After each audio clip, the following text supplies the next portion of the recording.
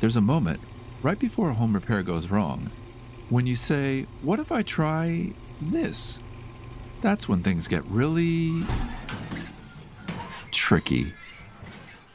When it comes to heating, plumbing, and electrical, just leave it to the experts. Crop Metcalf handles everything, from regular home maintenance to worry-free repairs. Book today at serviceexperts.com and save $90 on an HVAC Precision tune-up. This episode contains discussions of child sexual abuse, exploitation, and other sensitive subject matter that may be disturbing or triggering to some listeners. Listener discretion is strongly advised.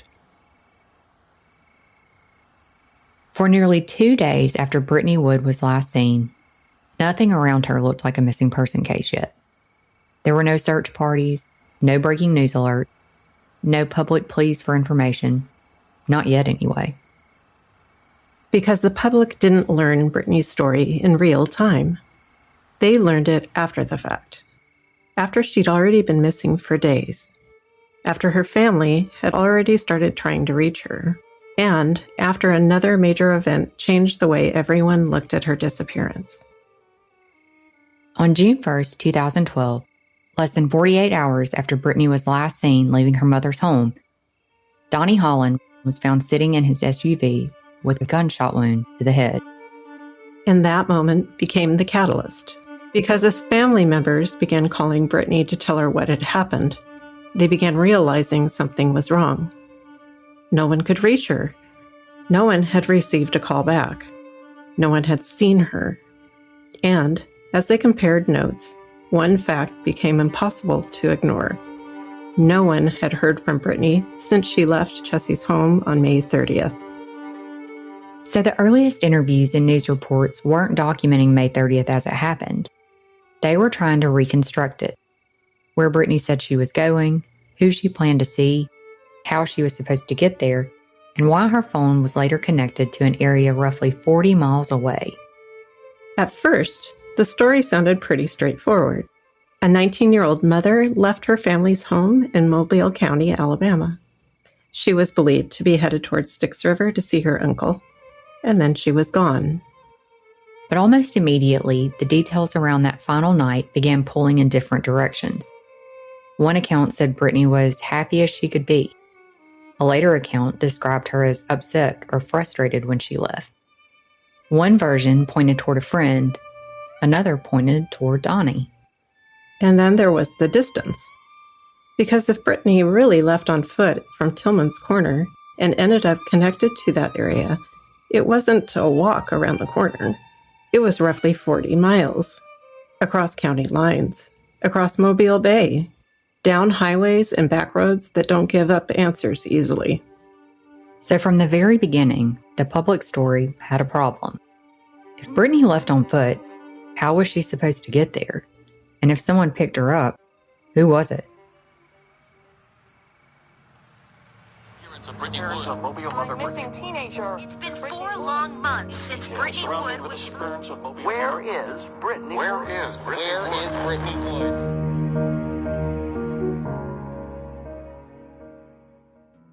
This is episode 2, part 2, The Last Known Day.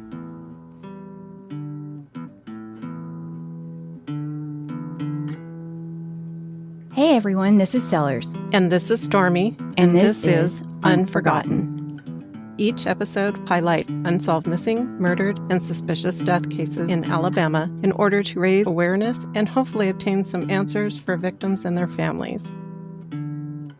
Please remember that any individual referenced in the podcast should be considered innocent until found guilty in a court of law, and any opinions or views expressed in the podcast are solely those of participants.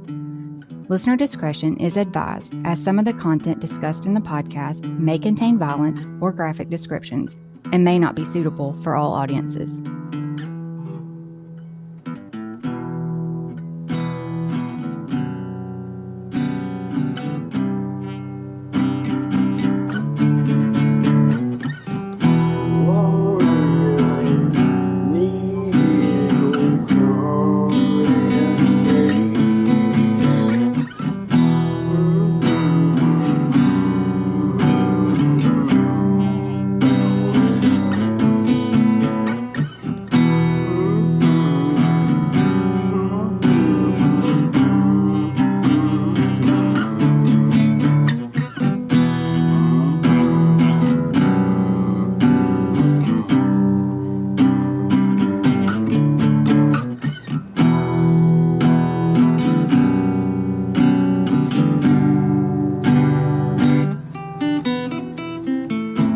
Hey guys, and welcome back. In the last episode, we walked through the public timeline that came to define Brittney Wood's disappearance. But in this episode, we're looking at something more specific. Not just what happened on May 30th, 2012, but how the story of May 30th was reconstructed after Brittney was reported missing. Because by the time Brittney's disappearance became public, everyone was already working backward. Family members, reporters, search teams, law enforcement. Everyone was trying to answer the same basic questions. Where did Brittney go? Who did she leave with? And how did her phone end up connected to the Baldwin County search area? Segment 1. The hours no one understood yet. While the public story would later focus on where Brittney may have been headed, there was another timeline unfolding at the same time, a quieter one. Not in interviews, not in search updates, but in ordinary Facebook posts, family comments, and the kind of everyday details that didn't seem important yet. Because on May 30th and May 31st, no one publicly understood that Brittney had disappeared. So while one part of the story would later be reconstructed through reports and interviews, another part was happening in real time.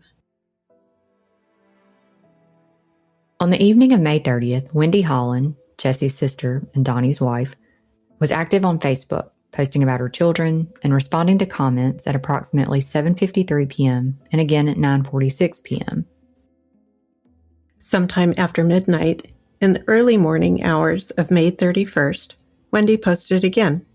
This time, she mentioned that one of the children had a fever of 101.9 and that she was having trouble sleeping.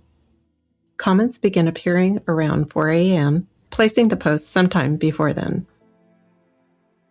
Those posts identify Wendy's location as Turkey Branch, which is close to the Marlow area, late on May 30th and into the early hours of May 31st.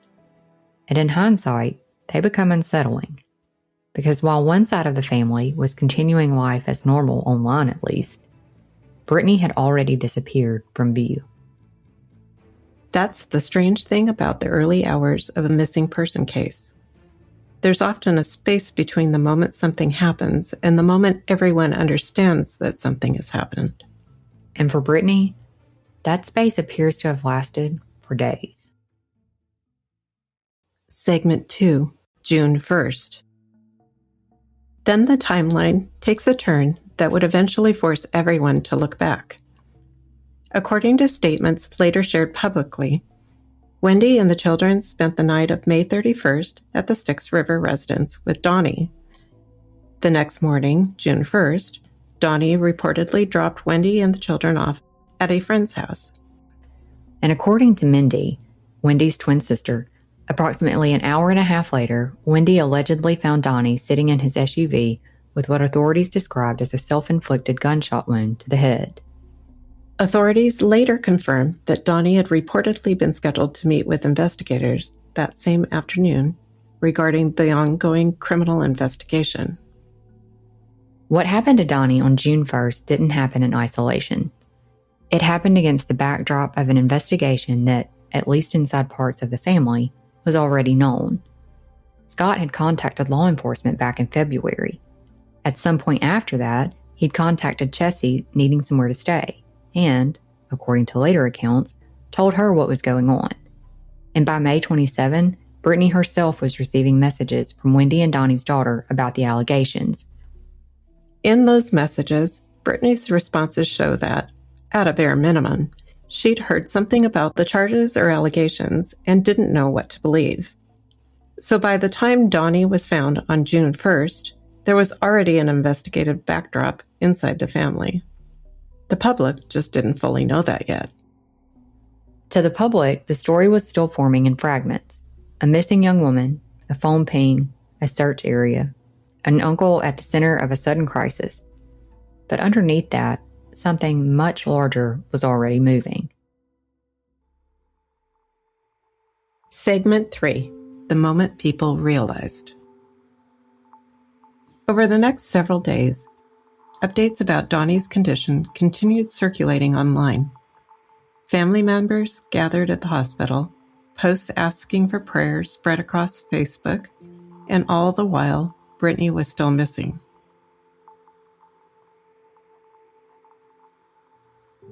Britney was officially reported missing to Mobile Police Department on June 2, 2012. By then, the concern that had started privately was becoming visible. Early that morning, Chessie posted publicly on Facebook asking anyone who spoke with Britney to tell her to contact her mother immediately. At that point, the public message was still taking shape.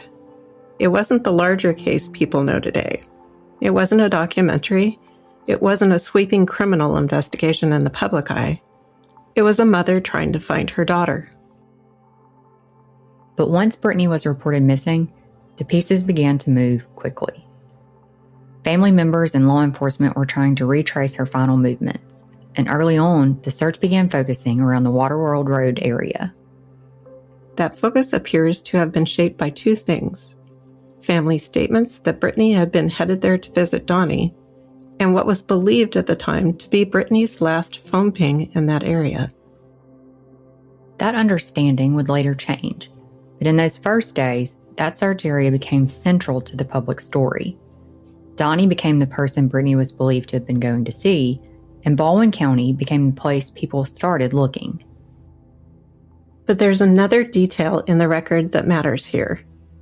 Because while family statements and early reporting pointed the public towards Baldwin County, the missing person report did something more specific. It listed Britney's last known location as 7087 Leonardo Drive in Mobile, Chessie's home. Where someone is believed to be going is one part of a timeline. Where someone was last known to be is another. So from the beginning, there were really two maps forming. One map followed the public search narrative. The other stayed anchored in Mobile at Leonardo Drive, the last known location listed in the missing person report. And between those 2 points, there was a gap between Mobile and the property on Waterworld Road, a property that would become one of the most heavily discussed locations in Britney's disappearance. That gap is where the timeline stops being simple, because if Britney left from Mobile and the search was focusing somewhere else entirely, then something had to connect those places. A ride, a person, a vehicle, someone or something that moved Britney, or at least her phone, from one side of the map to the other. A phone ping can tell investigators where to look. It can help explain why a search area forms. But it doesn't tell you who was holding the phone. It doesn't tell you who Britney was with.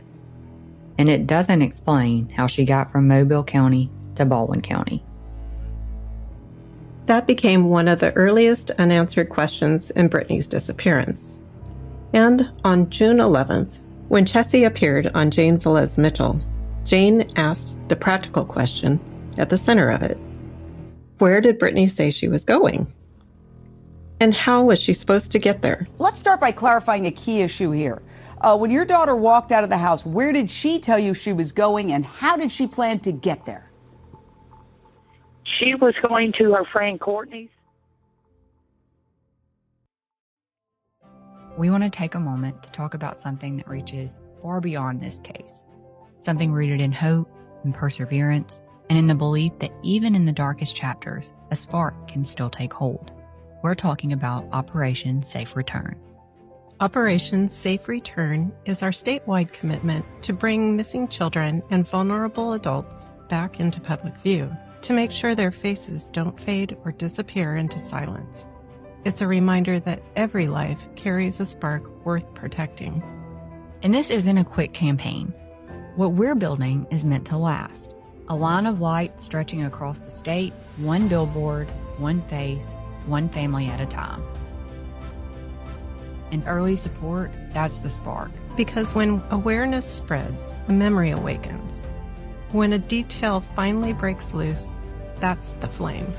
And when the flame moves from person to person, community to community, billboard to billboard, that's when the fire takes hold. If you want to help build something enduring, you can text OSR to 53555. This is how a spark becomes a flame.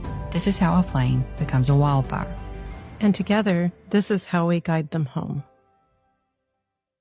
There's a moment right before home repair goes wrong when you say, what if I try this? That's when things start getting tricky.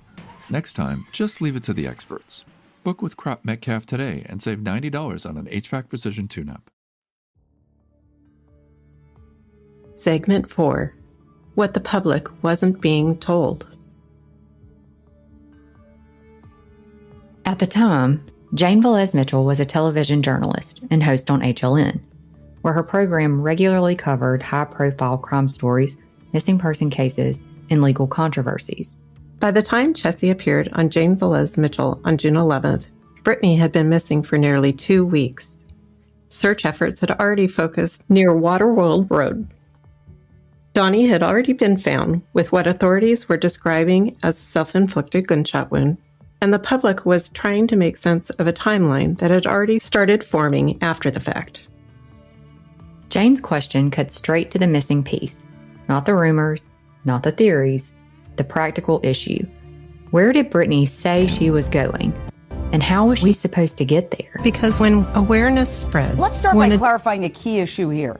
When your daughter walked out of the house, where did she tell you she was going, and how did she plan to get there? She was going to her friend Courtney's. I believe Courtney was supposed to come get her, but Courtney never saw her.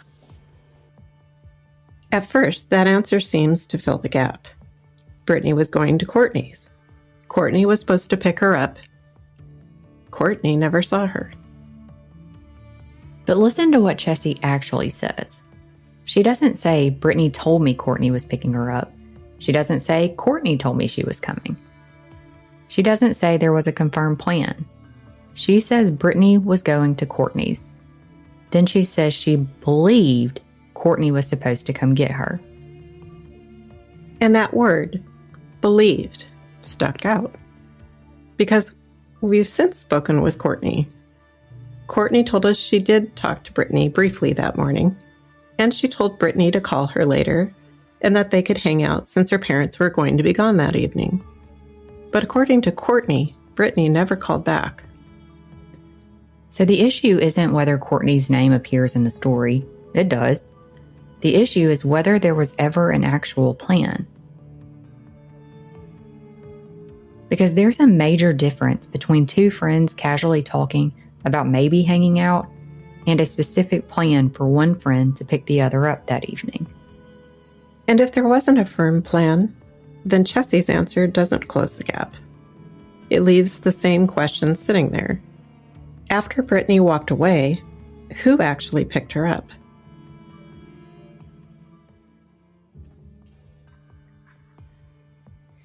There's another June 11th interview where a few wording choices start to stand out.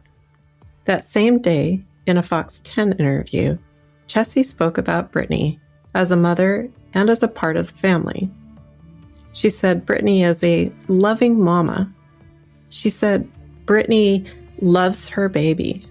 She said Britney has brothers and sisters that she loves. Those are all present tense. She is, she loves, she has. But when Chessie described her own relationship with Britney, the wording changed. She said, "We were really close." By itself, that doesn't prove anything. People under stress don't speak like affidavits. They stumble, they shift tense, they reach for words. But the shift is worth noting because this was still early. Publicly, Britney was still a missing daughter people were pleading to bring home. And yet when Chessie described the closeness between mother and daughter, she used a language that sounded more final. We were really close. So instead of closing the timeline, it leaves us with the same question we started with. What happened after Britney left Chessie's home? Britney left from this location, her mother's house in Tillman's Corner. But then she supposedly went all the way to another area, Styx River, which is over 30, almost 40 miles away. That's where she reportedly met her uncle But her uncle then returned to his home in Fairhope, and then he committed suicide.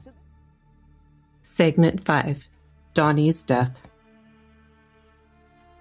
On June 4th, Donnie died. And later that same night, Jessie publicly posted again asking for help locating her daughter, writing that nobody had heard from Britney in 5 days. 5 days. By June 4th, the timeline was no longer just about where Britney went on May 30th. It was about every hour since. Who had seen her, who had spoken to her, who had tried to reach her, and where her phone, her movements, and the people around her might place her after she walked away. At that point, the case still looked very different from the version people know today. There was no broad understanding of how many people might ultimately become connected to the investigation. It was just a missing 19-year-old mother, a family scandal beginning to surface, a man connected to that scandal now dead, and a growing number of questions. 10 days later, in the same June 11th interview with Jane, she asked Jessie directly whether Donnie had any reason to die by suicide right after Britney disappeared. Now, years later, what stands out isn't just what Jessie says. It's what she doesn't say. She doesn't mention the investigation. She doesn't mention the allegations. She doesn't mention that law enforcement had already been involved for months. Instead, she says they don't really know and suggests Donnie may have had some financial problems. That doesn't automatically tell us why. It may have been caution. It may have been legal sensitivity. It may have been because the family was focused on finding Britney and didn't want the interview to become centered on the abuse investigation. But it matters because it shows how incomplete the public picture still was. Did he have any reason to commit suicide? Did he have any financial problems, relationship problems, despondency? That I would have no idea of.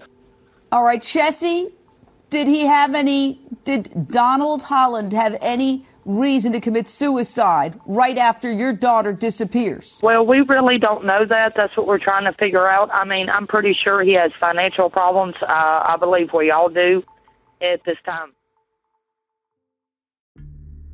Segment 6. The June 11th interview. While we don't have the audio from the full Jane Velez Mitchell segment, we do have the transcript, and we've submitted a request to CNN for the full recorded segment. In reading the transcript now, there are 2 moments that feel impossible to ignore. Stacey Onowitz, you, as a Florida prosecutor, supervised the sex crime unit. Again, what are your thoughts about this uncle suddenly committing suicide right after she says, reportedly, she's going to visit him?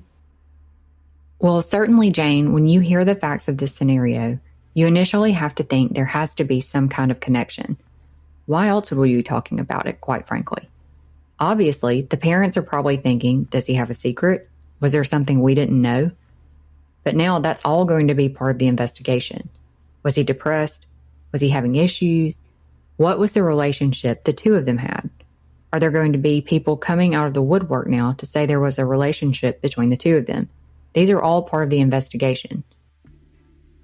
The fact that Jane had a sex crimes prosecutor ready to speak to this case says something about how the story was already being interpreted. Even before the child sexual abuse investigation became part of the public framework, people were sensing something deeper underneath the surface, something darker, something connected not just to a missing 19-year-old, but to secrecy, family dynamics, sexuality, and power. Then Jane put the question even more directly. I want to go to Stephanie Henke again, the stepmother. Here's what I don't understand. Why would she say she's visiting friends, and then friends say she told them she was visiting her uncle? The obvious question is, could she have had some kind of secret relationship with her uncle that nobody else knew about? Is her uncle married? What does the uncle's wife say about his suicide? Fill us in here so we can be of help. Stephanie attempted to answer but had audio issues. I'm going to throw out that same question to Chessie Wood, because you're Brittney Wood's mom. We're having audio problems. Chessie, what's going on here? Well, I do not believe they have a relationship. He was married to my sister, and he was, my son has even went to their house a lot. My sister was at that house with Donnie the Thursday night. That would be June 1st. So we don't know if she even made it to Don. She was not actually seen with Donnie. The reason we're searching that area is because her phone was pinged there. Now, if it had some relation, something to do with my brother-in-law's suicide, we don't know. The Mobile Police Department and the Baldwin County Sheriff's Department is taking care of that. We as a family and a community is just searching for Brittney. Well, we did dig into the uncle's history, and we have to say this, full disclosure, because we want to be helpful. We can't just censor things. We found something bizarre and disturbing on his Facebook page. He has an album of photos called Girls at the Condo. We've blurred the faces, but pretty much it's a bunch of young women in bikinis who are around the same age as Brittney. When Jane asks whether Brittney and Donnie could have had some kind of secret relationship, Chessie says, I do not believe they have a relationship. Not, they didn't. Not, Brittney never told me that. Not, I know that's not true. She says, I do not believe. And then she gives the reason. He was married to my sister. Chessie offers Donnie's marriage as if it explains why the relationship Jane is asking about could not have happened. But marriage doesn't prove safety. Family doesn't prove safety. And being someone's uncle by marriage doesn't mean there couldn't be secrets inside the family. And this family was holding more than grief and worry. It was holding secrets that were about to break wide open. The public didn't understand yet that a criminal investigation was already unfolding around this same family circle. The names, the homes, the children, the relationships that looked ordinary from the outside but were already being examined by law enforcement. So when Chessie says Donnie was married to her sister, it sounds like she's leaning on the role he held in the family. Brother-in-law, husband, uncle. Someone who belonged inside the circle. And that's exactly why the statement is worth slowing down. Because sometimes the thing offered as reassurance is the very thing that explains access. Then Chessie starts another sentence. And he was, but she doesn't finish it. He was what? Trusted? Safe? Close to the family? Good with the kids? We don't know, because the thought stops before it lands. Instead, she moves to another point. She says her son had gone to their house a lot. And again, that seems to be offered as reassurance. But it also reinforces the same thing. Donnie had access. The families were close. Children were in and out of that home. None of that proves what happened to Brittney. But it does show how Chessie was framing Donnie publicly on June 11th. Not as someone under known investigative scrutiny. Not as someone already connected to serious allegations within the family. But as a brother-in-law, a husband, and someone whose home her own son had visited. There are also two smaller details inside that same answer that stand out. Chessie says her sister was at the house with Donnie the Thursday night. That would be June 1st. But June 1, 2012 was a Friday, and it was also the day Donnie was found with a gunshot wound. Then, when the conversation turns to suicide, Chessie's wording shifts. She had been using Donnie's name, but when she refers to the suicide, she calls it my brother-in-law's suicide. That may be distancing language. It also doesn't prove anything by itself, but it's notable because the wording changes at the exact point where the conversation moves from where Brittney may have been to whether Donnie's death may have been connected. And after all that, Chessie returns to uncertainty. they don't know if Britney made it to Donnie's. Britney actually wasn't seen with him. The search was based on what the phone appeared to show at the time. That part is careful. At that point, Chessie isn't saying Britney definitely made it to Donnie's. She isn't saying Britney was seen with him, and she isn't saying Donnie picked her up. And that June 11th uncertainty becomes even more important when you compare it to what Chessie would say just a few weeks later. In July, Fox 10 reported that Chessie believed the sex abuse case was not related to Britney's disappearance, but that Donnie Holland's suicide might have something to do with it. And Chessie gave a much more definitive version of Britney's movements. She said, "He picked her up at the end of my street." She also said, "They did go back to Styx River. We know this by the telephone pings. Later, her phone pings back in Grand Bay once." That's a very different level of certainty from what Chessie said on June 11th. On June 11th, she said they didn't know if Britney ever made it to Donnie's. She said Britney wasn't actually seen with him. She said the search area was based on what the phone appeared to show at the time. But by July, the wording has shifted. Now Donnie didn't just become part of the search area. He picked Britney up. Now Britney didn't just have a phone ping near that area. She and Donnie went to the property on Waterworld Road together. A phone ping in an area is not the same thing as proof that Britney was physically with Donnie. And, quote, "we don't know if she made it to Donnie's," is not the same thing as, quote, "he picked her up." In that same interview, Chessie also said she had asked Britney whether anyone had ever touched her or made her feel uncomfortable. According to Chessie, Britney told her no. Chessie would later say that she had no idea what was happening inside the family until after Britney disappeared. But if that were true, then this question becomes hard to explain. Because why else would she have asked Britney that? It's not a casual question. It's not the kind of question that usually comes out of nowhere. Asking whether someone has been touched inappropriately or made uncomfortable suggests there was already some concern. Maybe not full knowledge, maybe not certainty, but awareness that something serious enough existed to ask the question. So when Chessie later presents herself as someone who didn't know anything was happening until after Britney disappeared, that statement has to be weighed against her own words. By her account, she'd already asked Britney a very specific question. Not whether she was okay in general, not whether she was upset, but whether anyone had touched her or made her uncomfortable. Those statements show how quickly the public narrative around Britney's connection to Donnie was changing. In the months that followed, explanations would begin emerging for why investigators believed Britney may have gotten into a vehicle with Donnie that night. The public narrative expanded. Arrests were made.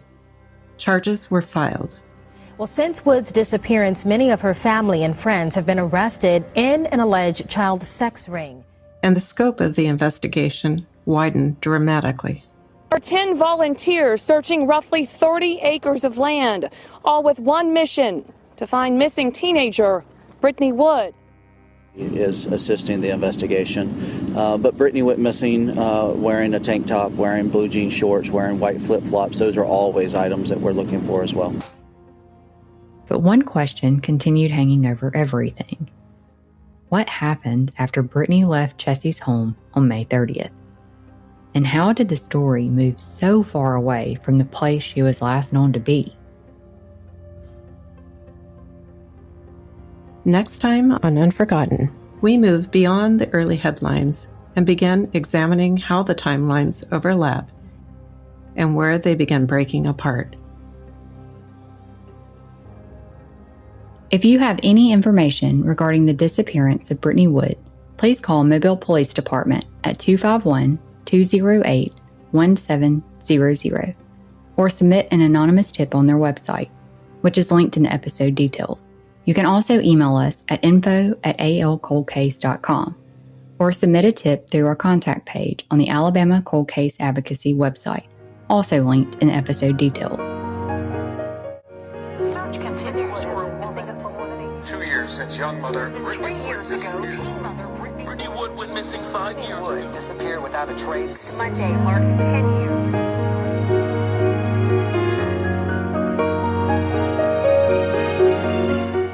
We miss her every day.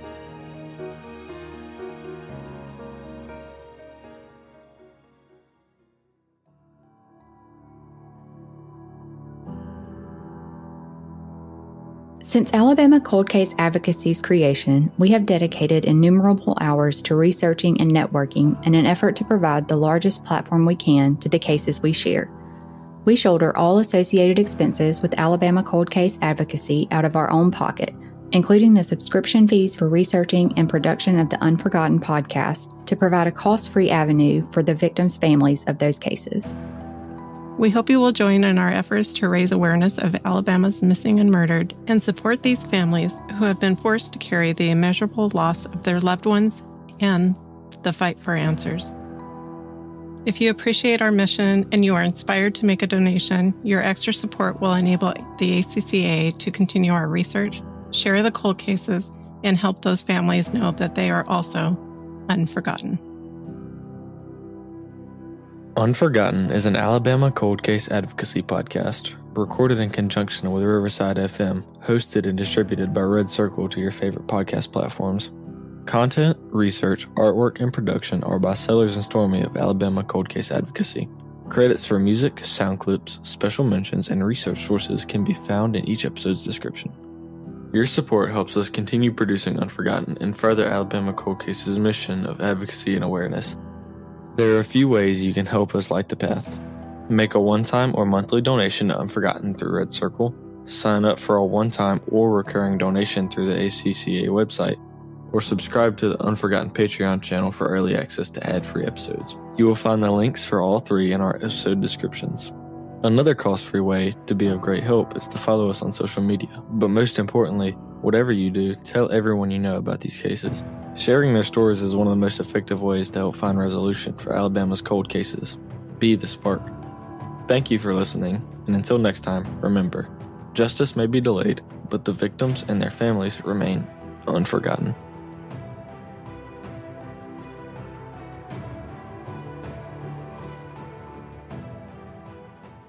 That was good. You did good on that one. Thanks.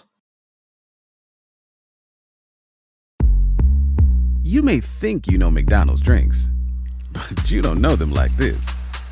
From fruity refreshers like the Strawberry Watermelon Refresher and the Mango Pineapple Refresher with popping boba, to crafted sodas like the Sprite Berry Blast with berry-flavored Sprite topped with cold foam. Who knew ice-cold drinks could be so fire? 6 all-new drinks are here. Try them all, now at McDonald's. Refreshers contain caffeine. There's a moment right before a home repair goes wrong when you say, what if I try this? That's when things get really tricky. When it comes to heating, plumbing, and electrical, just leave it to the experts. Crop Metcalf handles everything, from regular home maintenance to worry-free repairs. Book today at serviceexperts.com and save $90 on an HVAC Precision tune-up.